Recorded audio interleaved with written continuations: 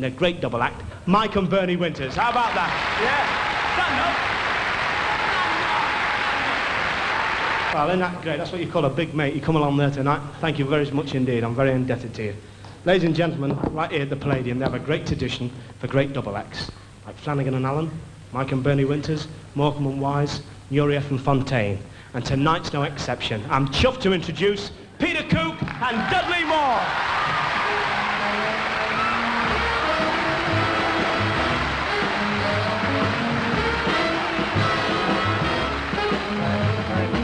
Red, blue, green, red, blue, green, red,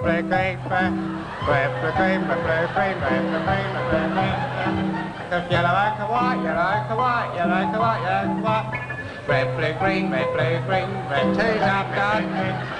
Tea's up. Oh, thanks, Pete. Oh. Nothing like a nice cup of tea. Nothing like a nice cup of tea, is there, Pete? The beverage of Queens. Yeah. How many sugars would you like? 8. Heaped? Partially.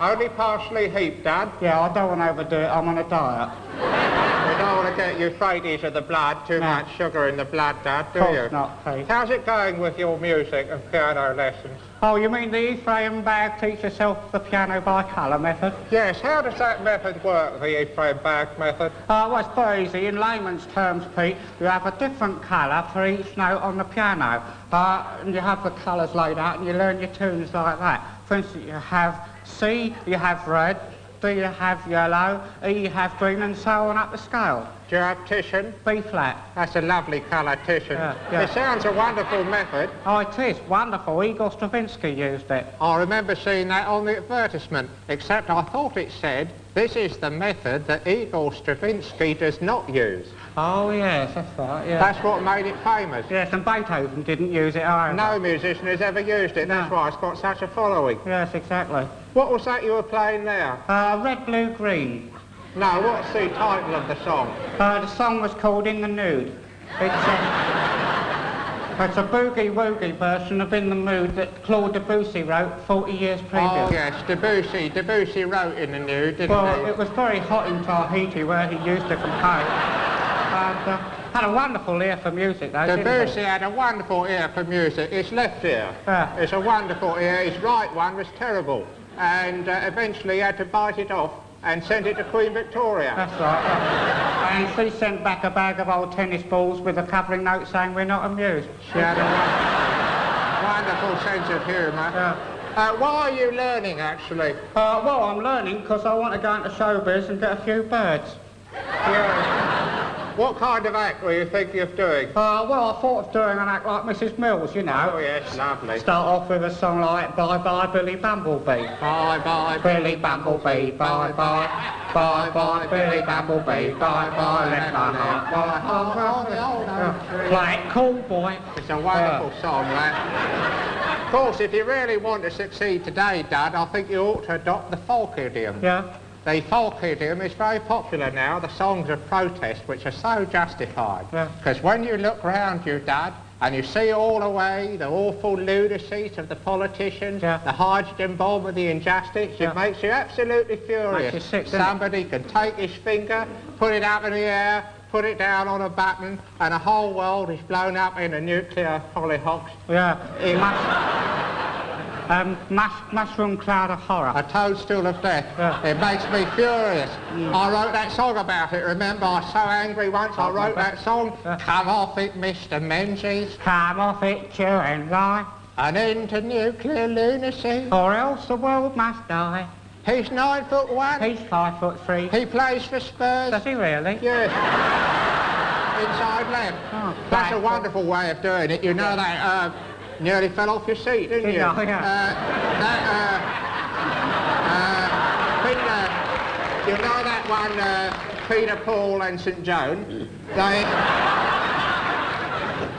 They make over £5 a night with that stuff. Really? They did the answer, my friend, is blowing in the wind. The answer is blowing in the wind. Lovely. I was listening to that one day in the kitchen. It was a lovely sunny day. I looked out the window. The sun was beautifully there, the clouds scudding across it. Little children playing with their hoops in the meadows. Precisely. Birds twittering in the sky. And a bit of a wind going. I heard this. The answer, my friend, is blowing in the wind. So I thought I'd pop outside and see if it was. And sure enough, fluttering from over the horizon, came a strange white piece of paper, blowing over Shadwell Heath. Well, naturally, I pursued it, it alighted in a gooseberry bush, and I found it and took it out. Do you know what it said? What? It said McWhirter's raspberry-style ice lollies. The answer, my friend, is McWhirter's raspberry-style ice lollies. It's not a very good answer, is it? It's a rotten answer. If that's the answer, I'm not going to ask the question even. It's a rotten answer. Of course, if you're thinking of entering the ephemeral world of show business, Dad, you must beware to keep hold of the values. Yeah. Because it's a strange artificial world. Behind the glamour and the glitter lurks the heartbreak. Yeah, behind the clown's happy mask lurks a tear of tragedy. The continual tear of tragedy. Everything's so artificial and false. I mean, take Kirk Douglas. Yeah. What do you think of when you think of Kirk Douglas? Dimple. Dimple. Dimple springs to your lips. Springs to his chin. Do you know what that dimple is? What is it? What is it? That dimple, it's a wart. It's not, it's a dimple, it goes in. No, it's a wart, it goes out. But what they do in Hollywood is they photograph it in double reverse, triple negative, and it comes out, or goes in, looking like a dimple. Oh, yeah. It's the same with his nose. His nose goes in as well. Well, he's got an ingrowing nose, has he? Yeah. He nearly kills himself every time he sneezes. Of course, you know, the same sort of artificiality can be found with Sonia Henney, the skater. Oh, Sonia Henney. She couldn't skate a note. Not a note? They used to stand her up on one leg and move the ice rink round underneath her. That was the only way to simulate it, wasn't it, Dad? Mind you, Pete, she had a wonderful smile. No, she had a horrible smile. What they did was they took Myrna Loy's smile and dubbed it onto Sonia Henney. Oh. Well, it's very strange because I can't stand Myrna Loy's smile, but it looks lovely on Sonia. It's lovely on Sonia, lousy on Myrna. That's show business. Well, of course, another example like that is Lawrence Harvey's legs, which are played by Marlene Dietrich. Yeah. And beautifully played at that. Wonderful. Of course, Dad, if you're going to get on in show business, you've got to have a good name, something to catch the public. What do you think of calling yourself? Thought of calling myself Gregory Peck. It's a good name, it's got a certain ring to it, hasn't it? The only trouble is, I think it's already been used by somebody. Oh, wait a minute. Who's that bloke who used it? What's his name? It's on the tip of my tongue. Gregory Palmer? Palmerston? Peck. Gregory Peck's used it. Gregory Peck, he's the one. He's been flaunting it all over the place. Of course, you know the secret about Peck, Gregory Peck? No. He can't sit down. Really? He can't sit down, Dad. He has an ailment of what can only be described as the... bottom. Of the bottom. And he daren't sit down, so he has this bloke to do all the standing work for his bottom. All the sitting work, you mean? The sitting work. Yeah. It's all done by George Nodes of Dagenham. Dagenham Dye Works? Dagenham Dye Works. Yeah. He sits down for Gregory Peck. Really? You must have seen it at the end of Guns of Navarone, starring Gregory Peck with the active participation of George Nodes' bottom. And now Nodes is getting very uppity about it. He's asking for better billing. He's asking for the next one to be starring George Nodes' bottom and introducing Gregory Peck. He's getting very big-headed about his bottom. His bottom's gone to his head, hasn't it? Best place for it, Dad. Best place for it. Did I tell you a very strange experience I had last night, Pete? No, Dad. What was it? Well, Pete, I was sitting down in bed, actually, at the time, drinking a cup of cocoa. Of course you were, Dad. Of course I was, Pete. And I was flicking through Sophisticated Screen Secrets, the wonderful magazine for the film Connie Skinny.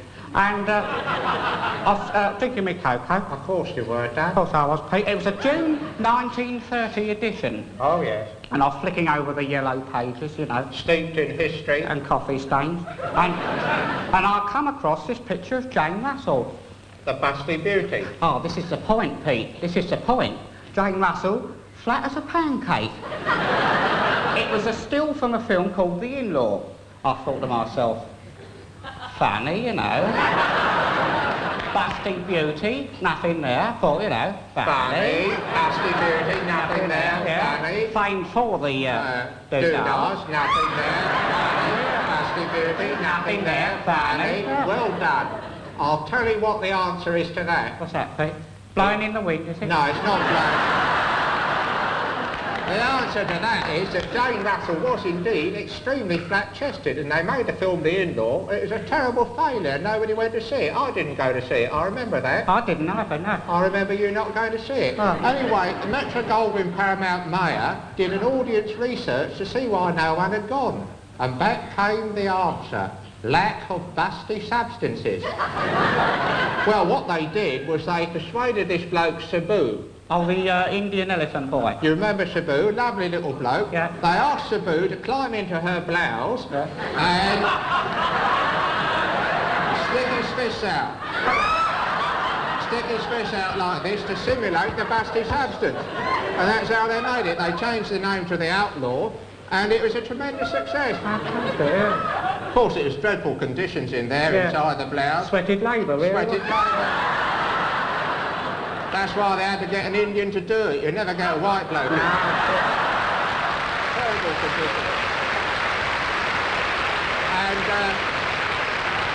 it was this busty beauty that gave her her wonderful B.O. appeal. I don't think I'd go for B.O. appeal, Pete. No, B.O. is the Hollywood term done for box office. Box office. That's what they whisper to each other in sophisticated circles on Malibu Beach, yes.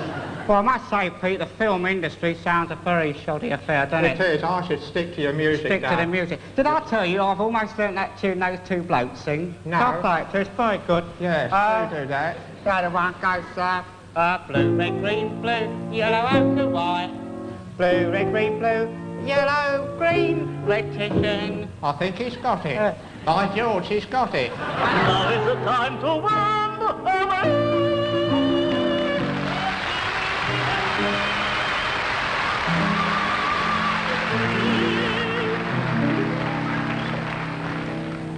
Goodbye, goodbye, leaving you, giving up. Goodbye, with it on your time. Goodbye.